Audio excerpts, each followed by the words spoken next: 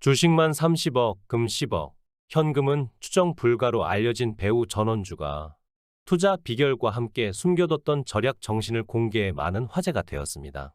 노년에 당당하기 위해 억척스럽게 모았다고 하는데요.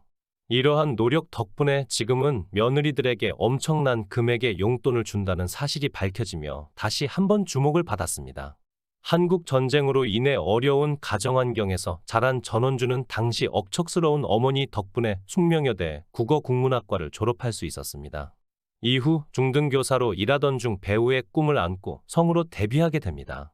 첫 출연료가 한 달에 1만 원이던 그녀는 28살의 나이에 어머니가 맺어준 첫 번째 남편과 결혼합니다. 하지만 가부장적인 남편 때문에 말대꾸조차 하지 못하고 지냈는데 결혼 3년 만에 남편은 폐결핵으로 세상을 떠나게 됩니다. 전원주는 첫 번째 남편과 사별로 아들을 둔 과부가 된 후 두 번째 남편과 만나게 되었습니다. 두 사람은 5만 원짜리 사글세를 지불하며 신혼살림을 시작했지만 1972년 전원주가 성우 활동을 그만두고 배우로 전향한 뒤 형편이 더 어려워졌습니다. 성우로 활동할 때는 항상 여주인공을 맡았지만 배우로 전향한 이후에는 단역 역할에 그쳐 한 달에 10만 원 정도의 출연료만 받았다고 합니다. 그런데 이에 더해 두 번째 남편은 노는 것과 돈 쓰는 것만 좋아하며 생활력은 결코 갖추지 못했습니다. 이를 보다 못한 전원주의 친정어머니가 악착같이 저축한 돈으로 주택과 건물을 구입하여 사위의 사업을 지원해 주었다고 하는데요. 이런 도움에도 불구하고 두 번째 남편은 사업을 위해 파주로 갔다가 외도를 일삼으며 재산을 탕진시켰습니다. 당시에 전원주는 남편에게 술집, 다방, 식당에 각각 한 명씩 있다라는 소문이 있었지만 이를 믿지 않았습니다. 그러나 친정어머니가 밝힌 바에 의하면 이미 아이를 가진 여성까지 있었다고 합니다. 이에 전원주의 친정어머니가 사위의 멱살을 붙잡고 화를 내며 어떻게 그럴 수 있냐 라고 물었지만 전원주는 오히려 내가 좋아하는 남자한테 왜 그러냐? 라며 남편을 두둔했다고 합니다. 그녀는 두 번째 남편이 탕진한 재산을 만회하기 위해 억척스러운 워킹맘으로 변해야 했습니다. 이때 성씨가 다른 두 아들을 키우면서 오해를 받을까 봐 자신이 낳은 아이들을 덜 안아주기도 하고 아이들이 혼란스러워할 것을 걱정하여 더 이상 자식을 낳지 않겠다는 결심을 하게 되어 6차례나 임신 중절 수술을 받게 되었습니다. 이 상황에서 전원주가 집중한 것은 재산을 쌓기 위한 투자였습니다. 그녀는 가계부를 꼼꼼하게 관리하며 10원도 허투루 쓰지 않으며 돈을 모았습니다. 악착같이 저축하여 종잣돈 550만 원으로 주식 투자에 도전했고 1987년에는 투자 금액이 3천만 원으로 불어나며 유명해졌습니다. 현재 원화 가치로 따지면 그녀는 1,500만 원의 투자 금액으로 1억에 가까운 돈을 모았다고 합니다. 1998년 한 국제전화 CF에 출연하면서 벌어들인 5천만 원의 수익금을 주식 투자로 늘려 1억 8천만 원으로 불린 이후 주식 투자의 고수로 불리게 되었습니다. 이러한 성과로 이듬해에는 짱 아줌마 전원주의 딱 열흘 만에 졸업하는 코스닥 학교라는 투자 가이드북을 발간하며 자신만의 주식 노하우를 이야기하게 되었습니다. 해당 책에서는 뇌동매매 말아라는 충고가 현재 주식 투자자들 사이에서 필수 투자 원칙으로 꼽히고 있다는 점에서 놀라움을 안겼습니다.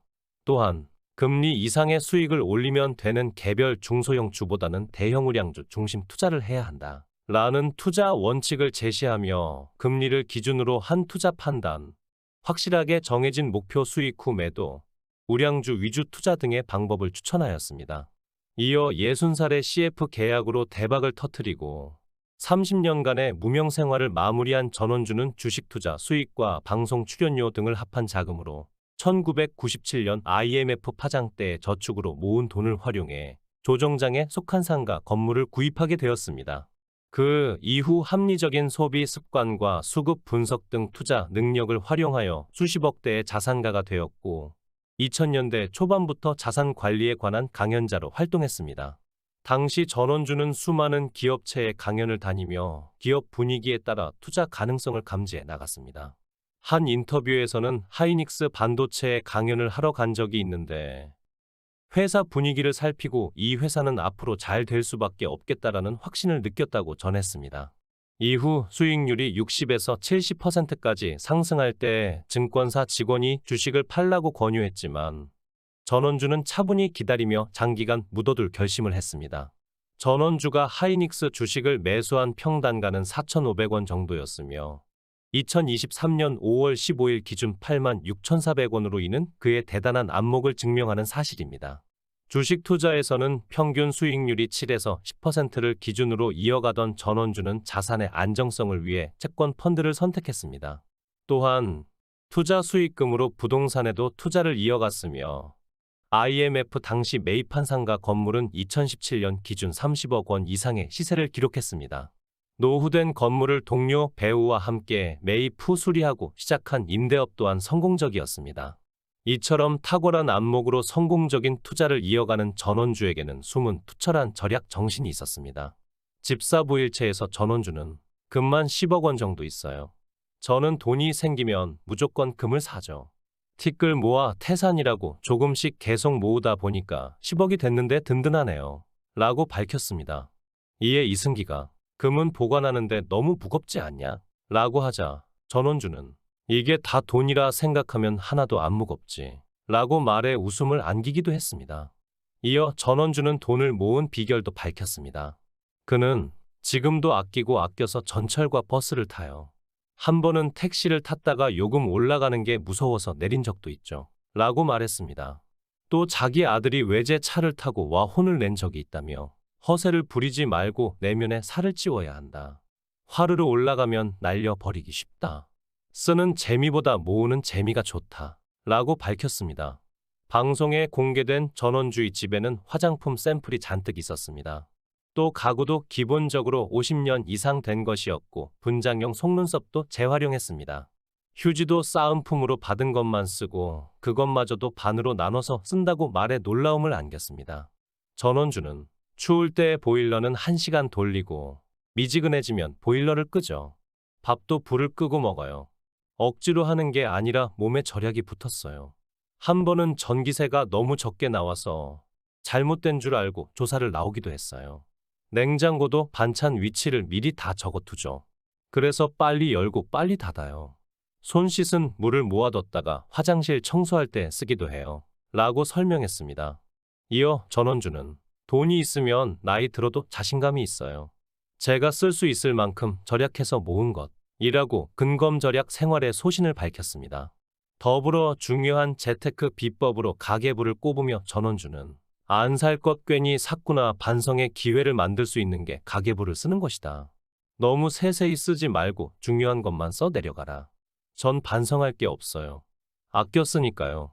그리고 가계부에서 결산 반성의 기회가 생기는 게 결산인데 제일 중요하죠? 라고 밝혔습니다. 이에 방송을 본 누리꾼들은 김종국 저리 가라네요. 절약은 각자의 선택이겠지만 나이 들어 돈 있으면 자신감 있다는 말에는 절대 공감합니다. 저렇게 아껴야 부자가 되는구나. 너무하다 싶기도 하지만 말은 다 맞는 말. 억척스럽긴 하지만 존경스럽네요. 그래도 이제는 쓰고 사세요. 등 다양한 반응을 보였습니다. 이렇게 50년 동안 가계부를 철저히 정리하면서 모으는 재미를 즐기며 살아온 전원주는 이제는 돈을 펑펑 쓰더라도 괜찮을 정도로 모았다. 라고 밝히며 재산 상속에 대해 나중에 한꺼번에 주는 것보다는 평소에 조금씩 주는 것이 더 좋다고 생각한다. 라고 밝혔습니다. 이어 그는 이렇게 하면 나와 며느리 모두가 좋은 대우를 받게 되니까요. 조금씩 주면 서로에게도 좋은 영향을 미치죠. 움켜쥐고 있는 것보다는 나눠주는 게 낫다고 생각해요. 라고 말했습니다. 실제로 전원주의 두 며느리는 혼자 사는 시어머니를 위해 2주에 한 번씩 반찬을 만들어 가져가는데 전원주는 그들이 반찬을 받을 때마다 100만 원의 용돈을 주는 것으로 알려졌습니다. 이에 대해 전원주는 며느리가 나의 딸이 아니라는 점을 감안해도 그들의 노동에 대한 보답은 해주어야 한다. 라고 밝혔습니다. 그녀는 덧붙여 진짜 자신을 지키는 것은 노년에도 여유롭게 살 수 있는 재산이다. 라고 생각하며 노년에 눈물 흘리지 않기 위해 착실하게 모았다. 라고 말했습니다. 이처럼 자녀와 자녀의 배우자 모두 차별 없이 대하면서 두 며느리에게는 노동의 대가로 용돈을 주는 넓은 마음씨는 오직 경제적인 여유뿐만 아니라 마음의 여유에서 생긴 것이라 생각됩니다. 시청해 주셔서 감사합니다. 구독, 좋아요, 알림 설정 부탁드리겠습니다. 좋은 하루 보내세요.